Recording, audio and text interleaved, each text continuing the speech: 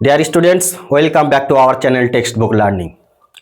দেখো, আবারও আজকে একটা নতুন টপিক নিয়ে চলে এসেছি। আজকে আমরা আলোচনা করব জিরান্ড এবং পার্টিসিপল নিয়ে। তো প্রথমেই দেখে নিই জিরান্ড কি। যখন ভার্বের সঙ্গে আইএনজি যোগ হবে এবং সেটা নাউনের কাজ করবে। ভার্বের সঙ্গে আইএনজি যোগ করে যদি নাউনের কাজ করে বা কোনো নাম বা কোনো জিনিসের নাম বোঝানো হয়, তখন আমরা তাকে কি বলবো? জিরান্ড। অপরদিকে ভার্বের সঙ্গেই যদি আইএনজি যোগ হয় এবং সেটা যদি অ্যাডজেক্টিভের কাজ করে, অ্যাডজেক্টিভ অর্থাৎ বিশেষণ হিসাবে কাজ করে, তখন তাকে আমরা কি বলবো? পার্টিসিপল। তাহলে দেখো, উদাহরণ দিয়ে আমরা বোঝার চেষ্টা করি। দেখো, জিরান্ড কি বলা হলো? যে ভার্বের সঙ্গে আইএনজি যোগ হয়ে কোনো জিনিসের নাম বোঝালে পারে, সেটা হচ্ছে জিরান্ড। তাহলে আমরা বলতে পারি যে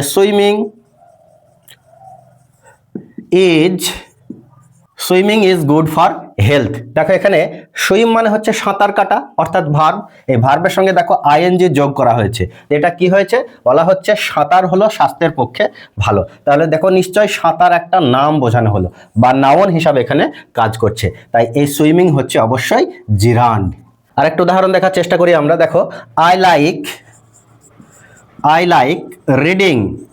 আমি পড়তে পছন্দ করি। দেখো, আই সাবজেক্ট, লাইক পছন্দ করা ভার্ব, আবার রিডকে যদি আমরা আলাদাভাবে ভাবি, সেখানেও কিন্তু সেটা ভার্বের কাজ করে। এখানে দেখো, রিডের সঙ্গে আইএনজি যোগ করা হয়েছে এবং এটা অবজেক্ট হিসেবে কাজ করছে, অর্থাৎ কোনো জিনিসের নাম হিসেবে কাজ করছে। তাই এই রিডিংও হলো এখানে জিরান্ড।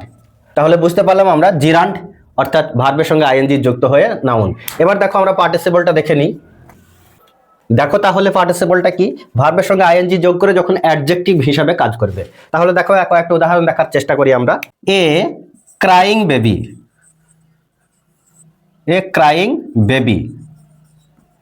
দেখো, বেবি এখানে কিন্তু নাউন। ক্রাই মানে হচ্ছে কাঁদা, অর্থাৎ ভার্ব। এই ভার্বের সঙ্গে আইএনজি যোগ করা হয়েছে, অর্থাৎ এই যে নাউন বা সাবজেক্ট, নাউনের দোষ গুণ এখানে বোঝানো হয়েছে, অর্থাৎ অ্যাডজেক্টিভ হিসাবে কাজ করছে। ক্রাইং বেবি, তাহলে বেবির দোষ গুণ অর্থাৎ অ্যাডজেক্টিভ হিসাবে কাজ করছে।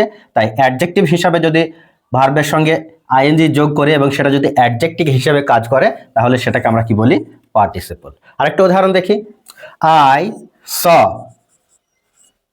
এ রানিং। দেখো, আমি দেখেছি একটা দৌড়াচ্ছে এমন একটা ছেলে। এই যে রান মানে হচ্ছে দৌড়ানো, অর্থাৎ ভার্ব, তার সঙ্গে আইএনজি যোগ করা হয়েছে এবং এখানে এই বয়কে এখানে গ্লোরিফাই করছে, অর্থাৎ রানিং বয়, ছুটন্ত ছেলে বা দৌড়াচ্ছে এমন ছেলে। অর্থাৎ এই রানের সঙ্গে যখন আইএনজি যোগ করা হলো, এটা কিন্তু অ্যাডজেক্টিভ হিসেবে কাজ করছে। তাই এটা হচ্ছে পার্টিসিপল। তো দেখো, আরো কয়েকটা উদাহরণ। কি বলা হচ্ছে? ওয়াকিং ইন দ্য মর্নিং, সকালকার হাঁটা, ইজ হেলদি, স্বাস্থ্যকর। দেখো, এখানে ওয়াক মানে হাঁটা, তার সঙ্গে আইএনজি যোগ করা হয়েছে, অর্থাৎ ভার্বের সঙ্গে আমরা এখানে আইএনজি যোগ করেছি। যোগ করার পরে দেখো, ওয়াকিং একটা নাম বোঝাচ্ছে, তাই না? হাঁটা, সকালকার হাঁটা, অর্থাৎ সকালের কোনো একটা নামকে বোঝানো হচ্ছে। তাই এটাই হচ্ছে জিরান্ড। নেক্সট দেখো, she loves cooking for her family. সে তার পরিবারের জন্য রান্না করতে পছন্দ করে। সি লাভস, এই যে লাভস, এটা ভার্ব। তারপরে দেখো, কুক আলাদা করে ভার্ব, তার সঙ্গে আইএনজি যোগ করা হয়েছে এবং বলা হচ্ছে একটা নাম, অর্থাৎ কুকিং একটা নাম কে মিনিং করছে। তাই এই কুক অর্থাৎ কুকিং হচ্ছে জিরান্ড। নেক্সট দেখো, she avoided talking to me. সে আমার সঙ্গে কথা বলা বন্ধ করেছে। তাহলে দেখো, এই টকিং একটা কথার নাম বোঝানো হচ্ছে এখানে, অর্থাৎ এটাই হচ্ছে জিরান্ড। নেক্সট দেখো, দ্য সাইনিং সান। এই যে সান সাবজেক্টকে গ্লোরিফাই করছে, সাইনিং অর্থাৎ উজ্জ্বল সূর্য, ইজ ভেরি ব্রাইট, খুবই চকচকে, তাই না? তাহলে দেখো, এই সান অর্থাৎ সাবজেক্ট বা নাউনের দোষ গুণ সাইনিং, তাই সাইনিং হচ্ছে সাইনের সঙ্গে আইএন, যেটা হচ্ছে পার্টিসিপল। নেক্সট দেখো, দ্য ক্রাইং বেবি। এই যে বেবি নাউনের দোষ গুণ কে বর্ণনা করছে? ক্রাইং, অর্থাৎ ক্রাইয়ের সঙ্গে আইএনজি যোগ, অর্থাৎ এটাই হচ্ছে পার্টিসিপল, কারণ এই বেবিকে গ্লোরিফাই করছে ক্রাইং, তাই এটা হচ্ছে পার্টিসিপল।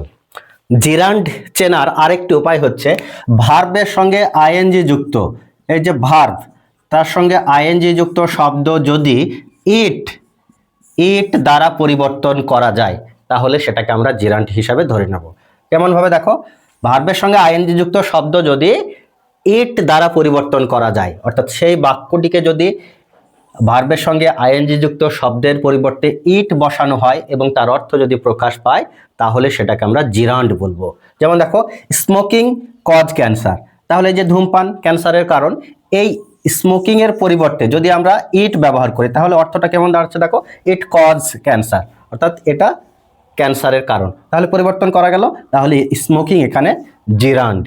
নেক্সট দেখো, হি এনজয়েজ সুইমিং, এই যে সুইমিং শব্দটা আছে এটাকে যদি আমরা ইট দ্বারা পরিবর্তন করতে পারি, যদি বলা হয় হি এনজয়েজ ইট, সেটার দ্বারা আনন্দ উপভোগ করে, তাহলে দেখো অর্থটা মোটা দাঁড়াচ্ছে ঠিক, তাই না? তাহলে এটাও হচ্ছে জিরান্ড। আবার দেখো, রিডিং ইজ গুড হ্যাবিট, পড়া হচ্ছে ভালো অভ্যাস, এই যে রিডিং এটাকে যদি আমরা ইট দ্বারা পরিবর্তন করি তাহলে কেমন অর্থ দাঁড়ায় দেখো, ইট ইজ গুড হ্যাবিট, এটা হচ্ছে ভালো অভ্যাস, তাহলে অর্থ দাঁড়াচ্ছে, তাই না? রিডিংও এখানে জিরান্ড। তাহলে এই ছিল আজকে আমাদের আলোচনা। ভিডিওটি ভালো লেগে থাকলে লাইক, কমেন্ট, শেয়ার এবং সাবস্ক্রাইব করে আমাদের পাশে থেকো। Thanks for watching.